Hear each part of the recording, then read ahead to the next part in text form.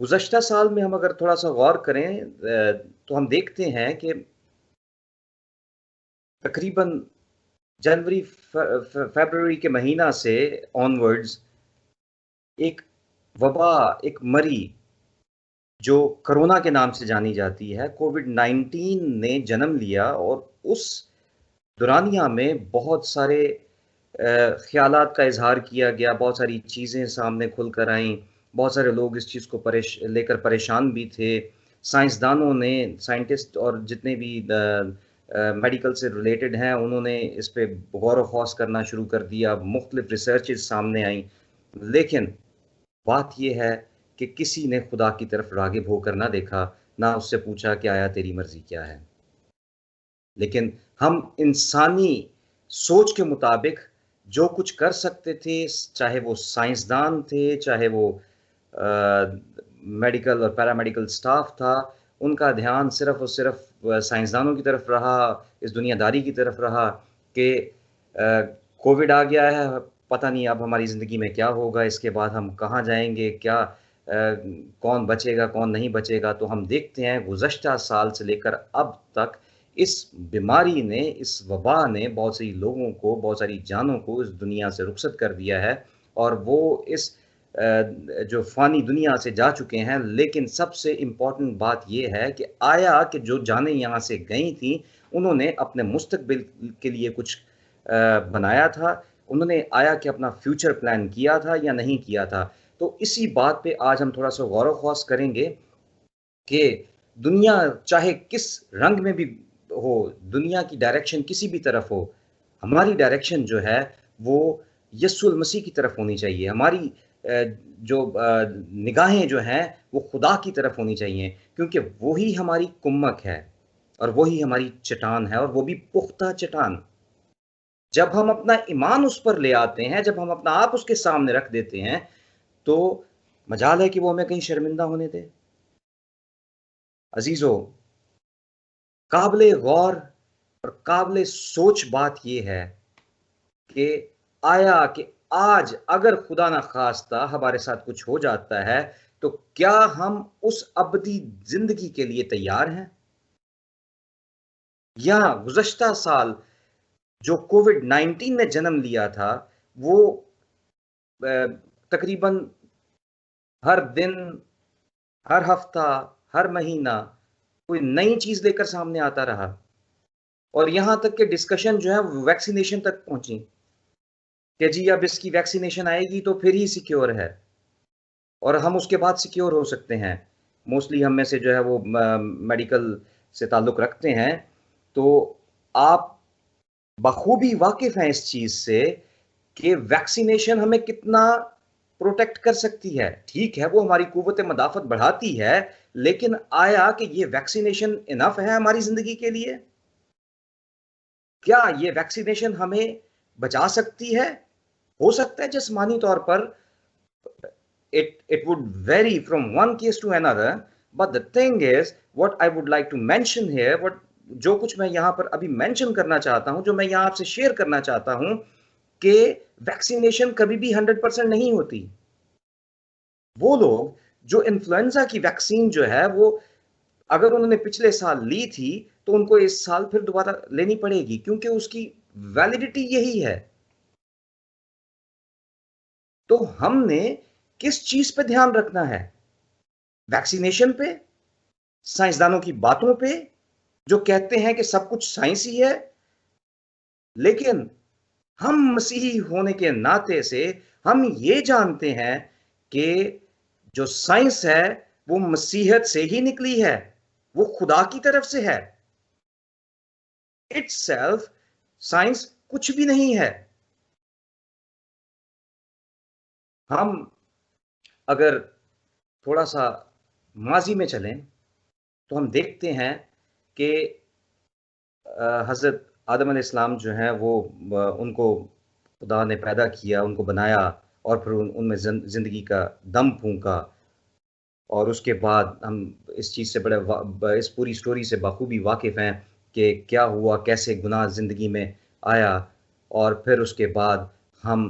ایک گناہ آلود زندگی میں داخل ہو گئے، اور اس کے بعد وہاں سے لے کر خدا پلاننگز کرتا آیا، گاہے بگاہے لوگوں کے ذریعہ سے، نبیوں کے ذریعہ سے، پیغمبروں کے ذریعہ سے اپنے لوگوں کو بھیجتا رہا کہ لوگ توبہ کریں، لیکن پھر بھی اس کے بعد ضرورت اس بات کی تھی کہ قربانی دی جاتی۔ اب وہ قربانی جو تھی وہ صرف ایک وہی شخص دے سکتا تھا جو کہ خدا کی طرف سے ایک پلاننگ میں تھا، جس کی ہم بہت ساری پیشین گوئیاں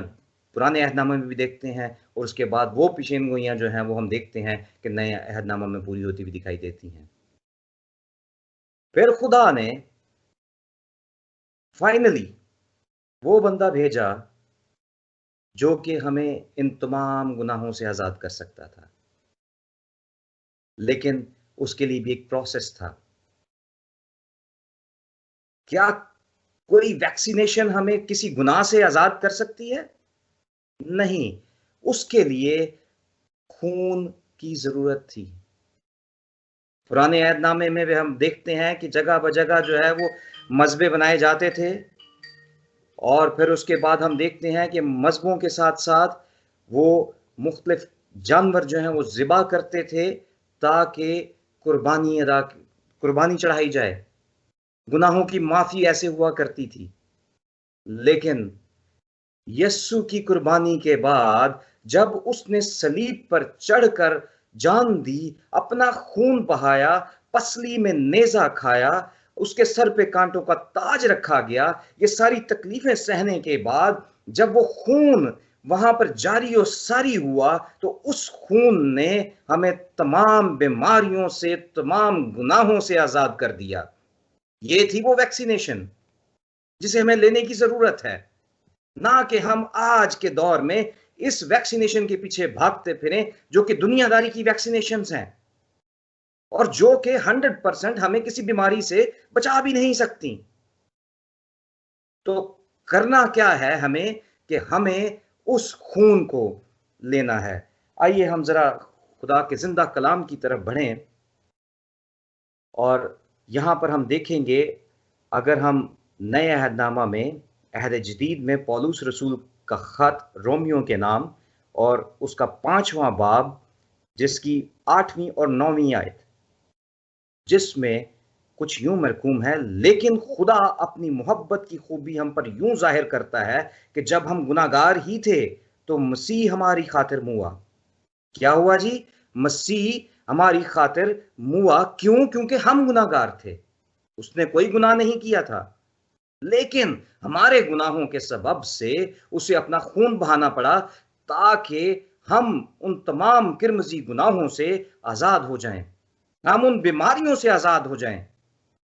جو کہ ہمیں گناہ کی طرف لیے جاتی ہیں۔ پس جب ہم، آگے 9ویں آیت میں کچھ یوں لکھا ہے، پس جب ہم اس کے خون کے باعث اب راست باز ٹھہرے تو اسی کے وسیلہ سے غضب الہی سے ضرور بچیں گے۔ کلام کے پڑھے اور سنے جانے پر خدا کی برکت ہو۔ دیکھیں کیا ہی خوبصورت بات ہے کہ خدا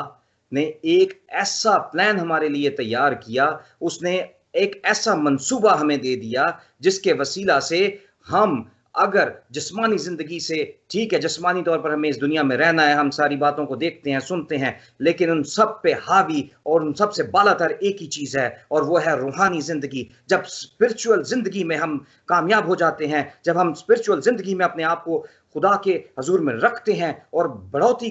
کی طرف بڑھتے ہیں، ترقی پاتے ہیں روز بروز، تو کیا ہوتا ہے کہ خدا پھر ہمیں ہر قسم کے گناہ سے، ہر قسم کی بیماری سے، چاہے وہ وبا کی صورت میں ہو، چاہے وہ مری کی صورت میں ہو، چاہے وہ لوگ مر رہے ہوں، لیکن خدا ہمیں آزاد کرنے کی قدرت رکھتا ہے، وہ ہمیں بچانے کی قدرت رکھتا ہے، وہ ہمیں بچاتا ہے، وہ ہمیں چھڑاتا ہے تاکہ ہم اس کے حضور میں پاکیزہ طور پر آئیں، تاکہ ہم پاک طور پر اس کے سامنے آنے والے ہوں۔ لیکن ضرورت کس بات کی ہے کہ وہ ویکسینیشن جو یسوع نے ہمارے لیے اس صلیب پر، وہ خون جو ہمارے لیے بہا دیا تھا، اس کو اپنے اندر لیں۔ جب ہم اس خون کو لے لیتے ہیں تو کسی قسم کا انیمیا ہمارے اندر نہیں رہتا، ہم بالکل پاک و صاف ہو جاتے ہیں، اور خدا کا جب خون ہم اپنے اندر لیتے ہیں تو کیا ہوتا ہے کہ اس کے بعد پھر ہم روحانی زندگی میں آگے بڑھنا شروع ہو جاتے ہیں. اور جب ہم خدا کے خون کو لے لیتے ہیں تو کیا ہوتا ہے کہ پھر جب ہم اب جسمانی طور پر دیکھیں تو اگر کسی کو خون کی کمی ہو، جسے ہم اپنا میڈیکل ٹرم میں انیمیا سے ٹرمینالوجی یوز کرتے ہیں، تو انیمیا جس کو ہو تو اس کو یا تو کوئی ریپلیسمنٹ دیا جاتا ہے ڈرگس کی صورت میں، یا پھر کیا ہوتا ہے کہ اس کو خون کی بوتل چڑھائی جاتی ہے، ٹرانسفیوز کی جاتی ہے، تاکہ اس کی جو کمی ہے خون کی وہ پوری ہو جائے. تو ہمیں ایسا کرنے کی ضرورت نہیں ہے. کیا کرنا ہے کہ ہم اس کے خون کو اپنے اندر لینا شروع کریں. تو جب ہم اس کے خون کو اپنے اوپر لینا شروع کریں گے تو کیا ہوگا کہ خدا جو زندہ ہے، جو مردوں میں سے جی اٹھا، ایک واحد وہی ہستی ہے، ایک واحد وہی نام ہمیں بخشا گیا ہے جو زندہ ہے اور جو ہر کام کو کرنے کی قدرت رکھتا ہے. تو جب ہم اس کی طرف راغب ہوتے ہیں تو پھر ہماری زندگی میں دعا کا سلسلہ جاری ہوتا ہے. جب دعا آ جاتی ہے تو آٹومیٹکلی کیا کرتے ہیں ہم کہ ہم خدا کے اوپر خدا کے کلام کو سننا شروع کر دیتے ہیں. جب خدا کے کلام کو سننا شروع کر دیتے ہیں تو ایمان ہمارا بڑھتا ہے. ہم بہت ساری گواہیاں لیتے ہیں، ہم بہت سارے لوگوں کے بارے میں سنتے ہیں کہ وہ یسوع میں بڑھ رہا ہے، اس کے ساتھ خدا اتنا کام کر رہا ہے، اس کے وسیلہ سے خدا کام کر رہا ہے. دیکھیں، خدا وسائل ضرور پیدا کرتا ہے، خدا نے اپنا کام کسی نہ کسی کے وسیلہ سے ضرور کرنا ہوتا ہے، وہ اپنے لوگوں کو تیار کرتا ہے، لیکن اس تیاری سے پہلے اس خون سے پاک ہونے کی ضرورت ہے. جب ہم اس خون کو لے لیتے ہیں تو وہ خون جو ہمیں کربزی گناہوں سے آزاد کر دیتا ہے، جو بالکل پاکیزگی کی طرف لے جاتا ہے، جب ہم اس خون کو اپنے اندر لے لیتے ہیں تو ہم بے عیب ہو جاتے ہیں. اور جب ہم اس خون کے وسیلہ سے بے عیب ہوتے ہیں تو ہم راستہ بازی کی طرف بڑھتے ہیں. اور جب راستہ بازی ہماری زندگی میں آتی ہے تو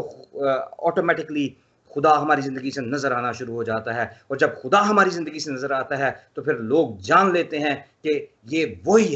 شخصیت ہے، یہ وہی ہستی ہے جس میں خدا کا خون اور خدا کا روح کام کرتا ہے. اس کا پاک روح ہمارے اندر ہے. اور جب ہم اس کے پاک روح کو اپنے اندر لے لیتے ہیں تو اس کے بعد پھر ہمیں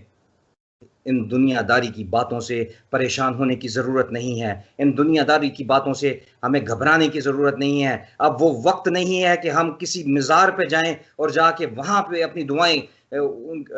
جو بھی مختلف طریقہ سے، مختلف انداز سے وہ منتیں مانتے ہیں، جا کے کہیں پہ تالا لگاتے ہیں، کہیں پہ جا کے وہ رسیاں باندھتے ہیں، کسی درخت کے نیچے جا کے کوئی نہ کوئی وہ پتھر رکھ کے آ جاتے ہیں. تو یہ مختلف قسم کے بلیوز ہیں. ہم ان سب سے آزاد ہیں. ہمیں ان کی طرف راغب ہونے کی ضرورت نہیں ہے، کیونکہ ہمارا خدا زندہ ہے. وہ ہماری دعاؤں پر کان لگاتا ہے، وہ ہماری دعاؤں کو سنتا ہے، اور وہ جانتا ہے کہ ہم کس چیز کے محتاج ہیں. لیکن وہ یہ چاہتا ہے، گو کہ وہ ہماری ساری ضرورتوں سے واقف ہے، وہ چاہتا ہے کہ ہم اپنا منہ کھولیں اور اس کے سامنے اپنی ہر بات کا اقرار کریں، اسے بتائیں کہ ہم کیا چاہتے ہیں، اسے بتائیں کہ ہماری ضروریات کیا ہیں، اسے بتائیں کہ ہم اس سے کتنا پیار کرتے ہیں. یہ ہے کمیونیکیشن اس کے اور ہمارے درمیان.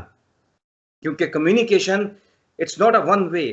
پروسیس. کمیونیکیشن جو ہے وہ 2 وے پروسیس ہے، جس میں سینڈر اور ریسیور کا ہونا بہت ضروری ہے. تو جب تک ہم اپنا میسج اس کو نہیں انکوڈ نہیں کرتے، وہاں سے میسج ڈیکوڈ ہو کر نہیں آتا. میرے عزیزو، جو غالباً جس بات کو آج میں آپ کے سامنے رکھنا چاہتا ہوں اور جس چیز پہ میں آج آپ کو میں پوائنٹ آؤٹ کرنا چاہتا ہوں، جس چیز کی طرف میں آپ کو آمادہ کرنا چاہتا ہوں، وہ یہ ہے کہ جیسے میں نے آپ کو ویکسینیشن کی ایک مثال دی ہے، اسی طرح آپ روحانی زندگی میں جو ہماری ویکسینیشن ہے وہ خدا کا لہو ہے. وہ ہماری روحانی قوت مدافعت بڑھاتا ہے. جب خدا کا لہو جو ہے ہمارے چوگرد باڑ لگا لیتا ہے، جب اس کا روح ہماری سہایتا کرتا ہے، جب خون اس کا ہماری زندگی میں جاری و ساری ہو جاتا ہے، تو ریزسٹنس پاور آٹومیٹکلی ڈیمنز کی طرف ان کی مقابلے میں زیادہ بڑھ جاتی ہیں. کیونکہ پھر خدا کا لہو ہمیں بچاتا ہے، خدا کا روح ہمیں ان تمام اس کے ہیلے بہانوں سے، اس کے ہتھیاروں سے ہمیں بچاتا ہے. وہ کسی بھی صورت میں ہو سکتے ہیں، وہ چاہے شیطانی تاثیر کسی بھی انداز میں ہمارے پر اٹیک کر سکتی ہے. وہ جیسے کوئی بھی گناہ ہو، چوری ہو، جھوٹی گواہی ہو، کسی کے ساتھ جھوٹ بولنا ہو، ہم کسی چیز کا لالچ اپنی زندگی میں رکھیں، کوئی زناکاری کی بری روح ہو، یا اس کے علاوہ کوئی اور